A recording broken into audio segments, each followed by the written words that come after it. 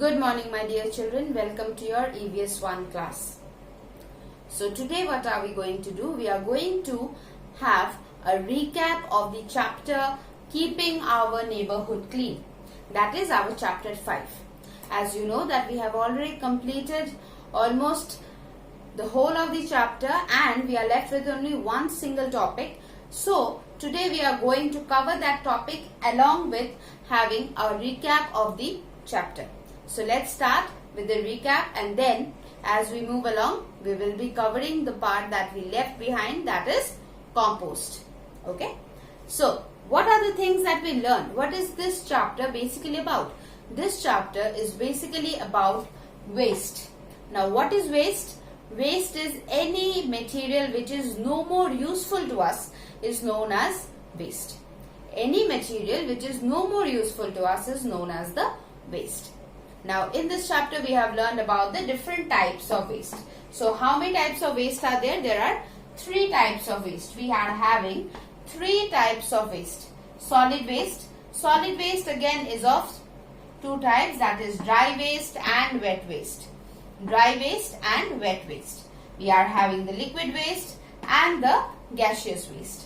Now the solid waste, we generally when we talk about the solid waste, as I said that we are having 2 types again, the dry waste and the wet waste. So solid waste we generally get from our household, the offices, right? Let's say if we are talking about the dry waste, the paper.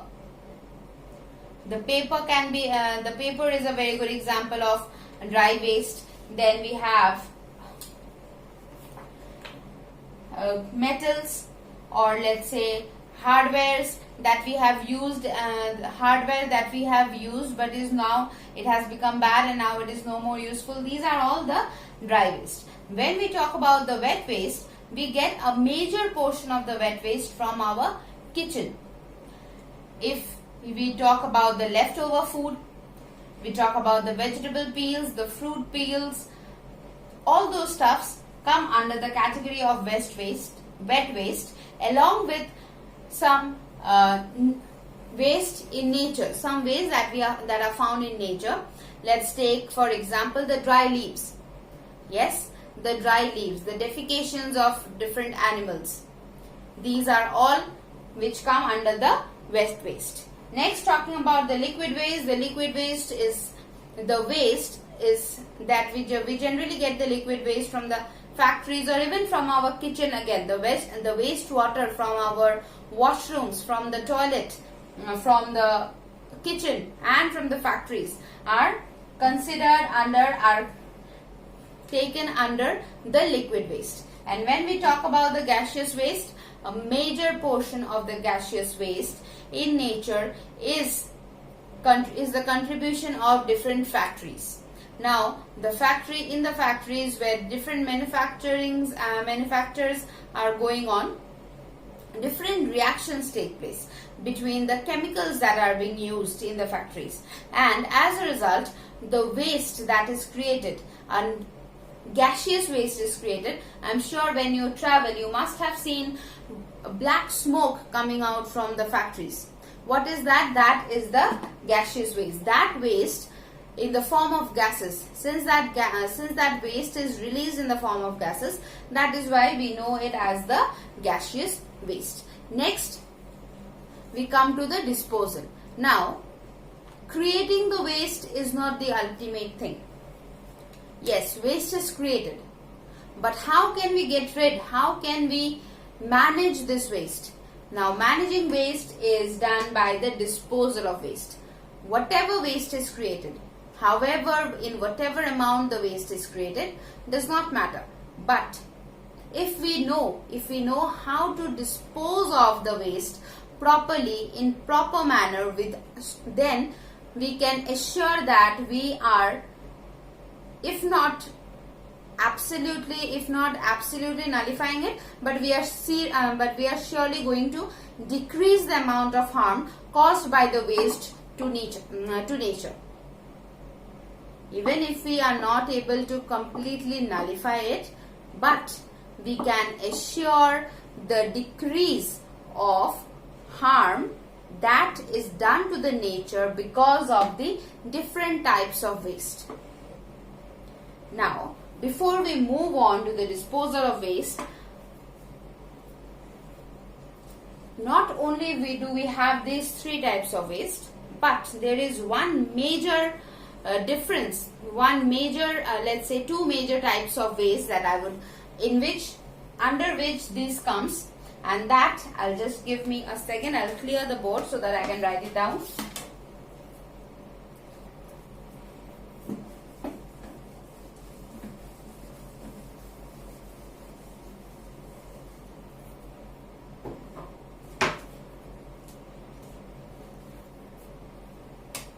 We have waste that decay, waste that decay, and waste that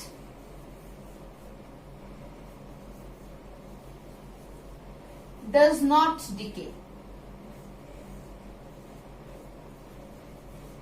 Now, why did I write about these two types of waste? Even though it is not mentioned in your book, even though it is not separately mentioned in your book, why did I mention it for you? Now, these two types of waste, this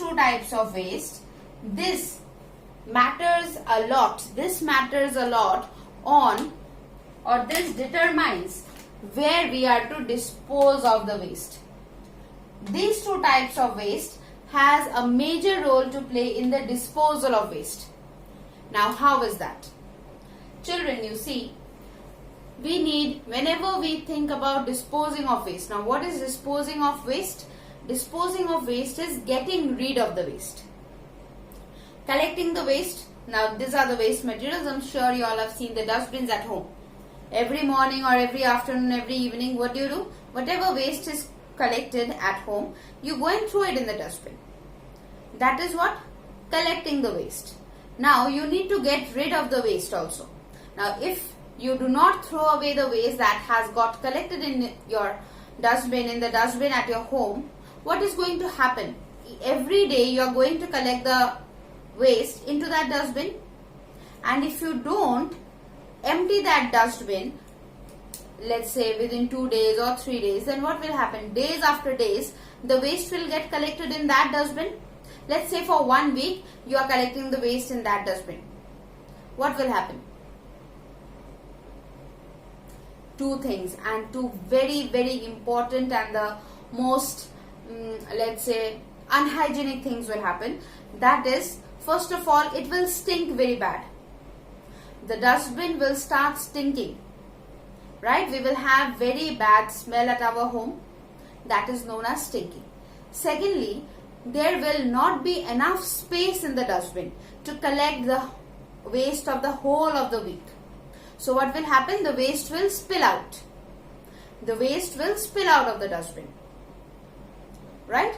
So it is collecting the waste is not the last thing, but disposing of the waste in a proper way is very, very important. Now, if you just go and empty that dustbin outside your house, somewhere in your neighborhood, what is going to happen? Just like you, the others, your neighbors are also going to empty their dustbin in that same place. And after a few days, there will be a heap of waste, and again, the whole area, now not only your home will stink, but the whole of your area will stink. Will you like that? I'm sure you won't. No one likes that, right? So that is where disposal of waste comes in. It is very, very important that we dispose the waste in the right place.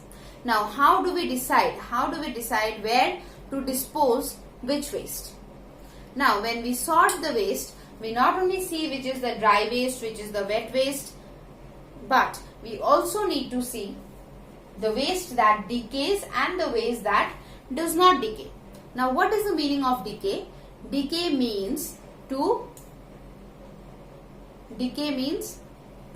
get degenerated. Decay means to get degenerated in nature, that is mix in nature. Decay means to become bad and to get absolutely mixed in nature. Okay, there should not be any remains of the waste available. There should not be any remains of the waste. The waste should get degenerated into the nature. Now, when we talk about, let's say, even if we talk about the most dirtiest and the proper ways that we talk about, the defecations. Even the defecations also get decayed. They get mixed with nature. Paper, fruit pulp, fruit pills, vegetable pills, then all this kind of waste. Basically, the wet waste are the ones which get decayed in nature. They get decayed in nature. The wet waste, I hope the board is visible. Yes. And what is the waste that, or what are the waste that does not decay in nature? That is plastic. That is plastic. Now, you might be thinking that why ma'am has not written chemicals. Children, chemical is a waste which gets mixed in nature. If I am talking about decayed, it does not get decayed, but it surely gets mixed in nature, making the nature poisonous. But plastic is one such waste. That can be any plastic product. It can be a polythene bag. It can be the, let's say, the hard plastic covers, or it can be the your computers, any hardware, any electrical substances. Most of the electrical substances are made up, the outer body is made up of hard plastic. Even those, any kind of plastic, when it is thrown away, if we dispose it of in nature, what is going to happen is it is going to stay there for thousands of years. Not a single % of it will get mixed in nature, will get decayed in nature, will get degenerated in nature. No, not at all. And what will happen?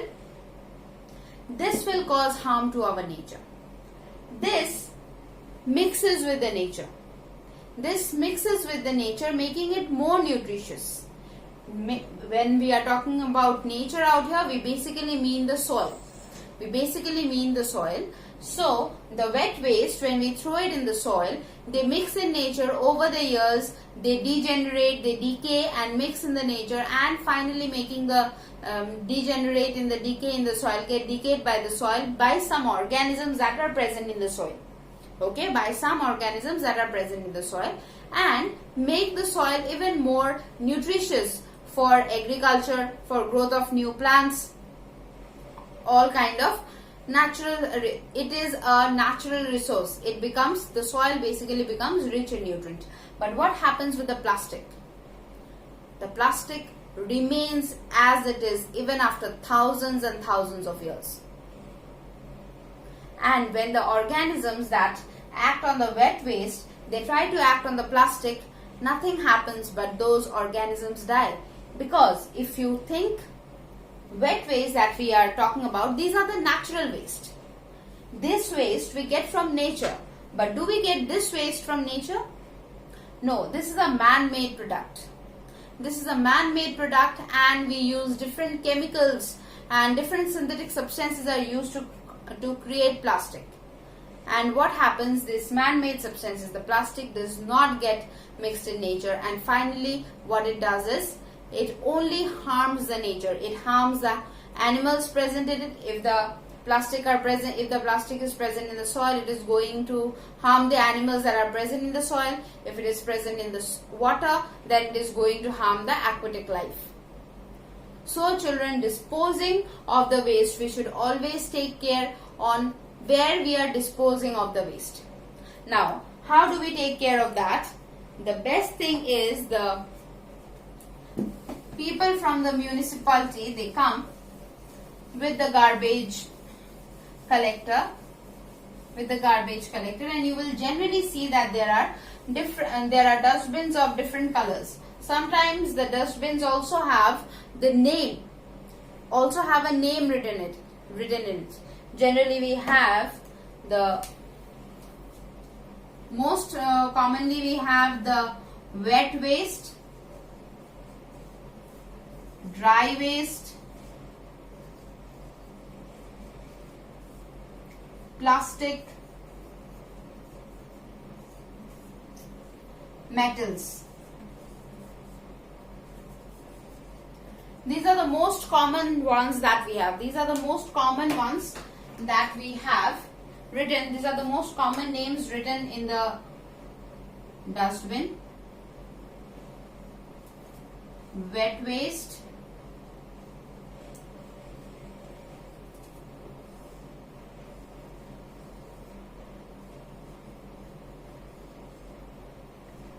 dry waste, plastic,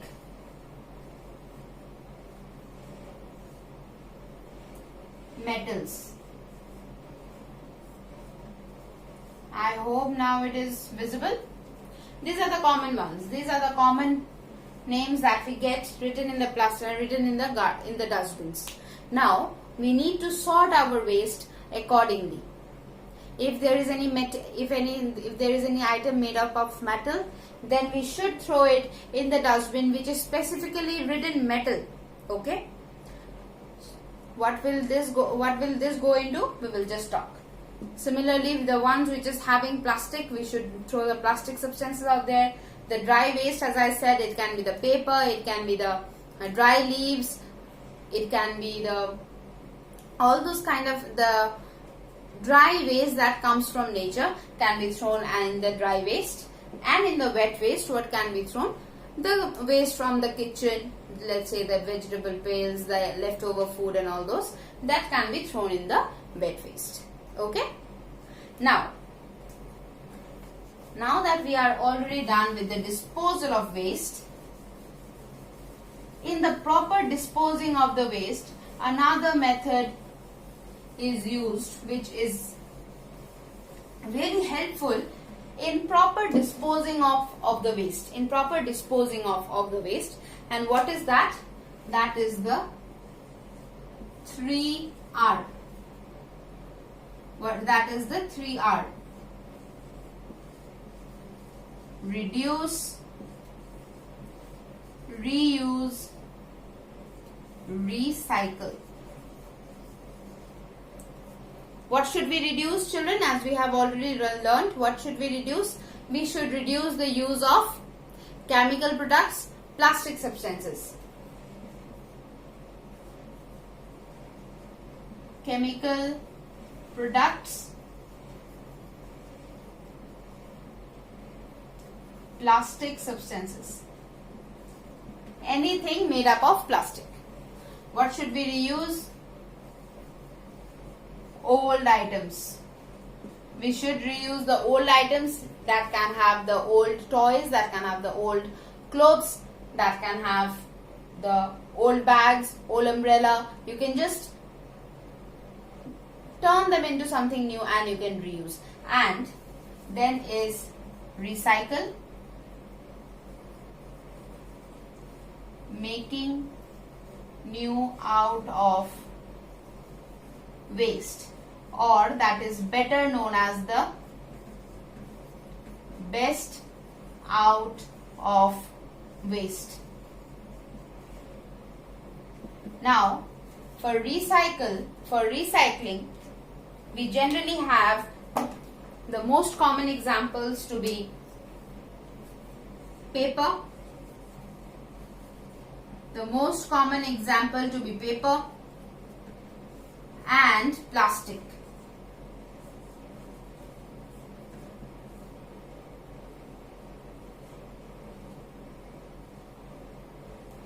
These two are the most common examples of recycling substances. Paper. Now, why should we recycle paper? So that we can save the trees. And why should we recycle plastic? So that we can have lesser plastic. We can reduce the production of plastic, and we can reuse the plastic again and again. We can recycle and reuse the plastic again and again, so that we can throw, or let's say our waste contains the least amount of plastic. These two are the basic reasons why we should be more focused on recycling, of plastic and paper. We recycle paper to save the nature, to save the trees, and we recycle plastic also to save the trees. Basically to reduce the amount of plastic in waste. Reduce the amount of plastic in our waste. Next that we come to is compost. Now this is a new thing. So children, what is a compost? Compost is nothing but a mode of making nutrition, making the soil much more nutritious. Now what is that? In compost, how do we make compost? What we do is we dig the soil. First of all, we dig the soil and there we bury dry leaves. Dry leaves from different trees. There is no specific tree that we have to do. Dry leaves, plus we can have peels of fruits and vegetables.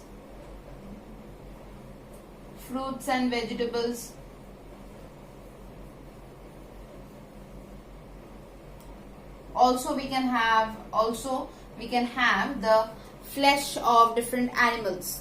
Okay, you can even what you can do is some people create compost out of the dead bodies of different animals. What they do is they dig the soil and then generally what is done is dry leaves and peels of fruits and vegetables, or even the fruits that have gone bad, or maybe there is any vegetable at your house which has become bad. You forgot to eat it and then it has become bad. So what we do is we put it in that soil. We dig the soil and we keep it over there, and then we cover that place with some more soil. Okay, and after a few months when you dig the soil again, now you see these are all natural waste. So what happens? It decays in the soil. The waste gets decayed in the soil, and after a few months when you again dig that soil, you see that the waste that we had put in that dark part of the soil has decayed in the soil and has got mixed in the soil. Now why am I saying that it provides nutrition to the soil? Why am I saying that provides nutrition in the soil? Now you see children, a lot of nutrition is also present on the peels and the dry leaves. The leaves are having, now we eat many kind of leaves from the trees, right? Why? Because the leaves, now you know that the trees store food in every part of the plant. The tree stores food in every part of the plant. It stores food in the leaves, in the branches, in the fruits, in the seeds, in the vegetables, in the roots, in the shoot, everywhere.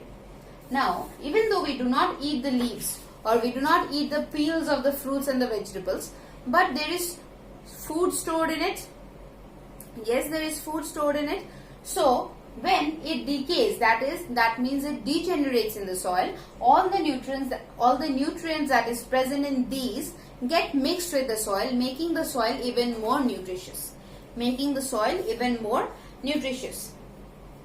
Now, how is a compost actually created? The step-by-step process is given in your textbook. So take out page number 25. We have, dig a small pit in the backyard. A large size pot can also be used instead of a pit. So if you don't have the soil or the backyard, then you can use a large size pot as well. Put wet waste like fruit peels, vegetable waste, dry leaves and leftover food inside the pit.